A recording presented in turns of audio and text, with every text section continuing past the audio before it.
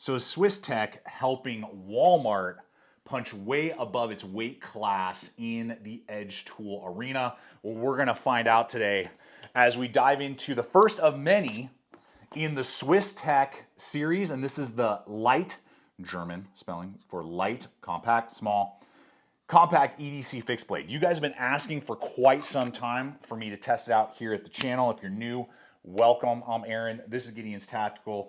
Because there's a whole series. I recently also purchased their bushcraft in VG10. We're going to see that coming soon, so stay tuned in the next few weeks.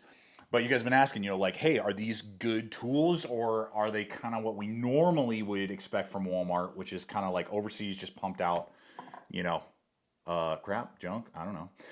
And so we're going to find out. And we're going to find out that there are some attributes as I've used this that I'm really impressed with for the price, which I paid.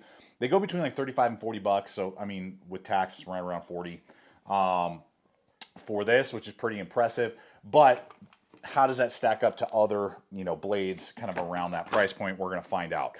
Now, we change. Our perspectives change over time. Years ago, I thought that compact fixed blades like this, which is 6 inches overall, just under 3 inches of cutting edge, were kind of a joke, not really necessary. Basically, 4 inches and up fixed blades is what I carried, and then if I needed something smaller than that, it was a pocket knife, and usually a light pocket knife.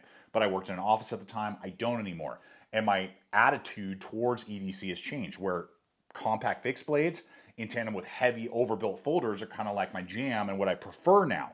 But I want to know, what do you guys think? Do you enjoy the trend of these compact fixed blades, or do you prefer to have something a lot larger? Always appreciate hearing your guys' feedback, but I know they're just so popular right now, and I can see why. Now, at 35 to 40 bucks, we're talking about D2 steel, designed in America, I'm sure made overseas for that, price point. Probably China. I don't know the HRC on that D2. Big, broad, full flat grind, very reminiscent of an IZULA 2, right? Kind of the grandfather of all of these compact fixed blades, and one that probably everyone should have in their rotation. Even though I don't carry it that often, it's just such like an iconic piece. But even a broader blade, and at 0.1 inches thick, it is thin and slicey, really what you want for most applications in this arena. And so when I started to use the blade, the edge geometry was good for most utility tasks, slicing, cutting, food prep, that type of stuff, even though the coating is one of the things I did not like out of the gate. It started to chip. It's not, it's a textured coating, kind of old school. D2, I don't think really needs it, even though it's a semi, stainless and will rust. It would have been nice just to have them either do something else or even uncoated. I think would have been better, and then people could have patinaed it how they wanted to. But that doesn't really hold it back from all of the, pounding on it. The D2, I was really pleased with. It didn't chip out. Even with tip testing, I didn't snap and break the tip. And all of the different tasks that I did with this, it did what I would want this size of EDC fixed blade to do, and held up well. So durability-wise, edge retention-wise, and just the performance of this type outside of the kind of tactile powder coat, whatever they're doing on that, I was really pleased with. Even the tip has enough piercing penetration that you could do, package piercing for your kids, packaging or whatever, other item showed up at the house, or whatever. So plenty of belly there. It does have a 90-degree spine, but it didn't really, it's okay. I would probably strip off that coating and probably 90 that edge a little bit more to get better sparks to actually trust it to help me start a fire in an emergency situation. Now, the blade itself, surprisingly well performing, and at that price point again for D2, it's not like 7CR, Gerber, or 440A. You're definitely going to get better performance than those type of steels in its durability, but also in wear resistance. Now, the guts of a blade, particularly at this price point, can be easily overlooked. Does this have some problems? Yes. Can it be overlooked for the value? We're going to find out in just a moment. But I do want to invite you guys to like, subscribe, make sure to hit the bell icon. I put up videos like this every week, breaking down gear and equipment, showing you good and the bad of the gear that's out there so you can make wise choices. And I do want to thank you, along with our regular sponsors, that make videos like this possible. Give me the ability to purchase gear like this, hit record, and create the content that you see here. And I want to thank LA Police Gear for being one of our first and most long-running sponsors here at the channel.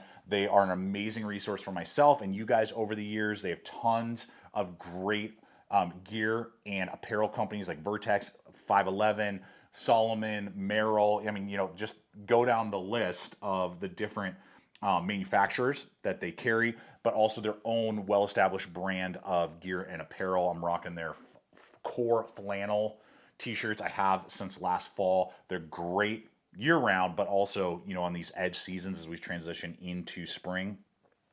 They're perfect with all sorts of different color combinations, button snap down, like true to size.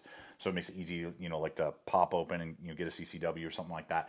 And at 20 bucks or less, I mean, it's kind of a no-brainer. And that's just like the tip of the iceberg. There's so many other amazing pieces of gear and apparel that LA Police Gear carries. So I'm going to have a link popping up as well as in the description box below, along with my 10% off promo code, just to help save you guys a little extra scratch that you guys can use on your purchases. So I invite you, if it's time for you to gear up and, you know, update some stuff as we get into the new, you know, hiking season, outdoor season, you know, and things start to warm up, check them out. You won't be disappointed. Now, the ergonomics will make or break any knife, but especially on a little, you know, compact fixed blade like this. And it's a double-edged sword. Ha ha ha, literally.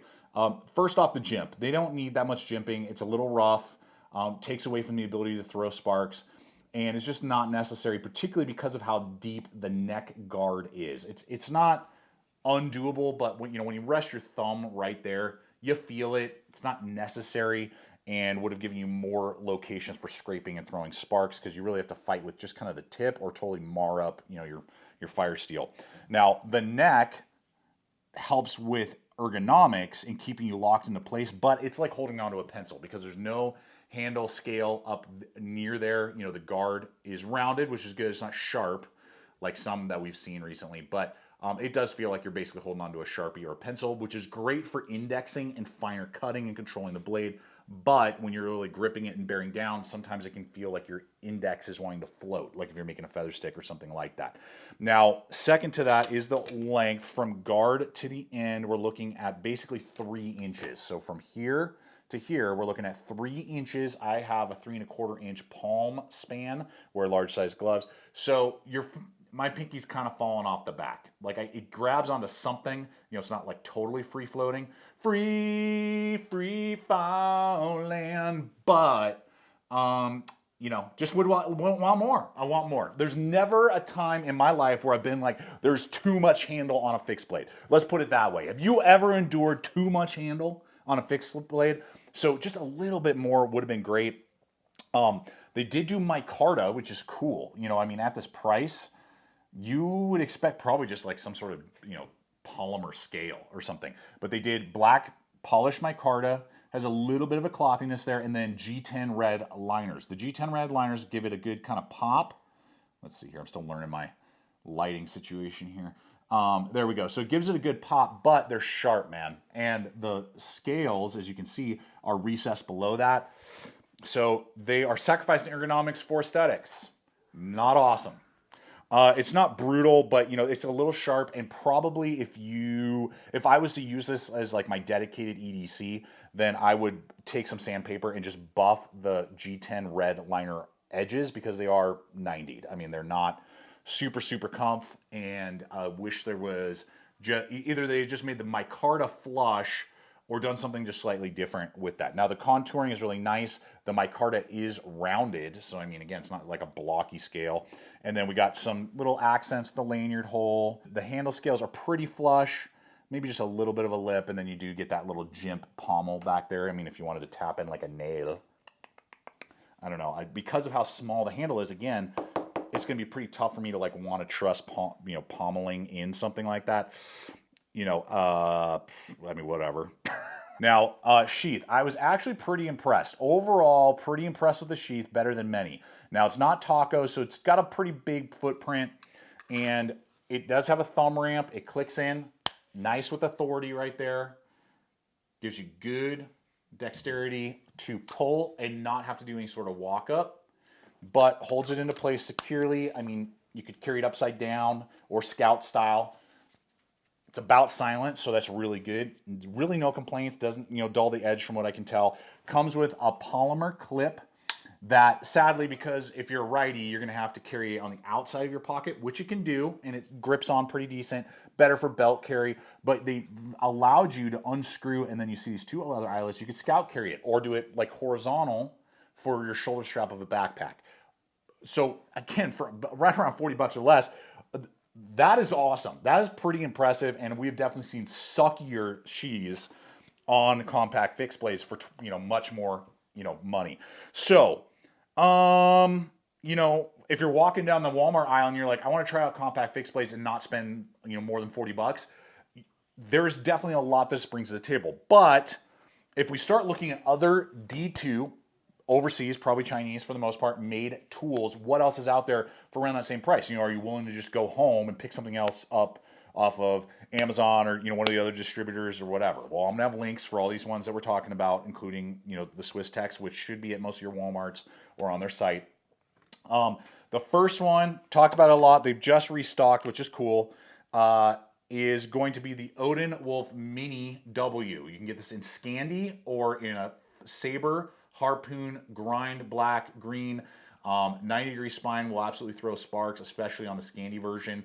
Full tank construction will go back to the lanyard hole, and it is big and beefy. Look at that. All full real estate in the hand.